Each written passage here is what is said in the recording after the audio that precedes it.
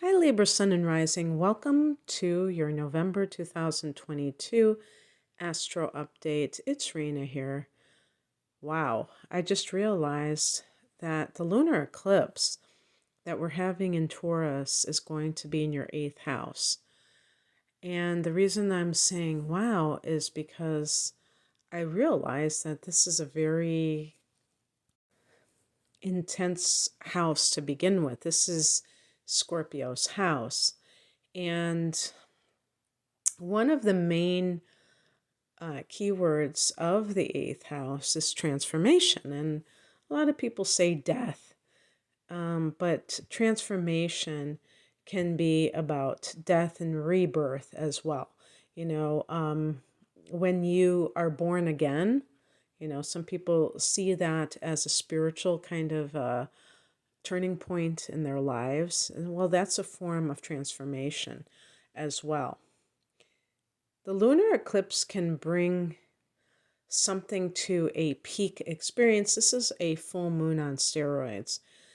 And closure endings for sure are associated with a lunar eclipse. It can take things out of your life. But it can also bring something in.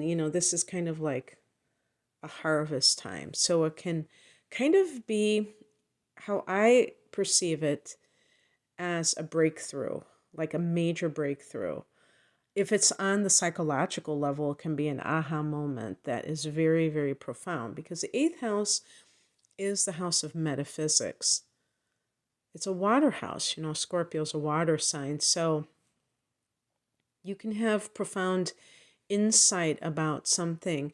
And because this is the house of the shadow, this can be especially powerful. And by the way, there will be an exact conjunction, at least with the degrees, if not the minutes, with Uranus, which is retrograding at this time.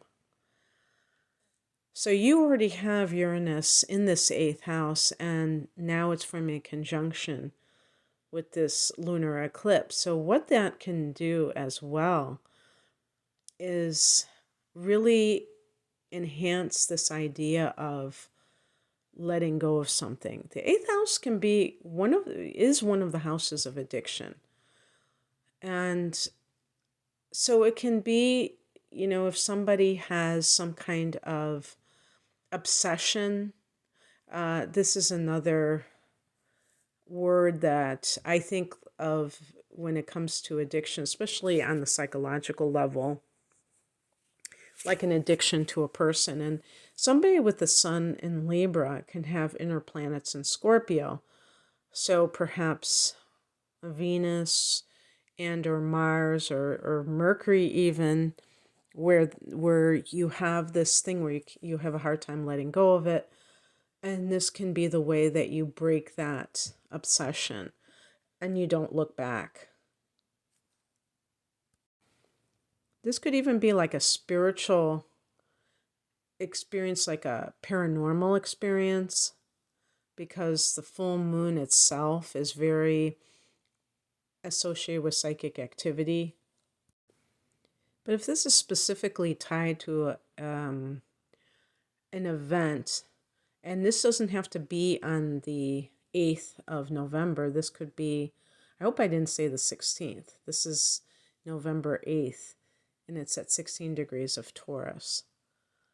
It doesn't have to be on that date. It could be even in the month of October that you experience this. And on the front end, or going forward, it could be 6 months after that. But I think that the power period is around 40 days surrounding it. I've heard different things. And it seems to me that the closer it is to that actual date, the more it would be a done deal. And then we have a slew of transits in Sagittarius. Venus goes into Sag on the 16th, Mercury on the 17th, the Sun on the 22nd, and the very next day, a new moon on the 23rd. That's pretty wild. And for you, this is the third house, which is the house of communication. This is an air house. This is Gemini's domain. And so all of that Gemini energy or influence that we think of will come into play here. The third house can be teaching and learning. It can be online adventures. Venus going into that house could be online dating, maybe. It can be earning money through your writing or through YouTube or Instagram. I think Libra people probably love Instagram because it has a lot of pretty pictures. And Mercury is the ruler of that house. So Mercury going into it the next day, you're a chatty Cathy. You're really, yeah, and you men too are chatty Cathys. You men, this is, the ruler of the third house. So it really emphasizes communication. Now, the third house can be siblings, extended family members like aunts and uncles and cousins, and even neighbors, local area. So there might be a flurry of activity or developments with that, especially communicating with people in your local environment, writing letters to the editor, if people still do that. Well, maybe they do that online. Yeah, things like that. So if you're somebody who is looking for a job in education, this could be the time when it happens because you're going to have a new moon here on the 23rd. And so that could indicate some kind of new development with teaching, but also learning something too, learning a new skill, getting credentials in something. By the way, on the same day that we have that new moon in Sagittarius, on the 23rd, Jupiter goes direct. And Jupiter is going direct in Pisces, 28 degrees of Pisces. But Jupiter rules Sag, so that's really cool that it's going to be in that house. I mean, that's going to be in that sign. So I see that connection between the new moon and Jupiter going direct, even though it's going direct in a different sign. Jupiter's going direct at 28 degrees of Pisces. For you, this is the sixth house, which is the house of work or service to others, as I would like to refer to it, health, your daily routine, and pets. And, Jupiter going direct in this house, this is really good for work. So if you have been someone, I wouldn't be surprised if some people have even been working two jobs because Jupiter is very expansive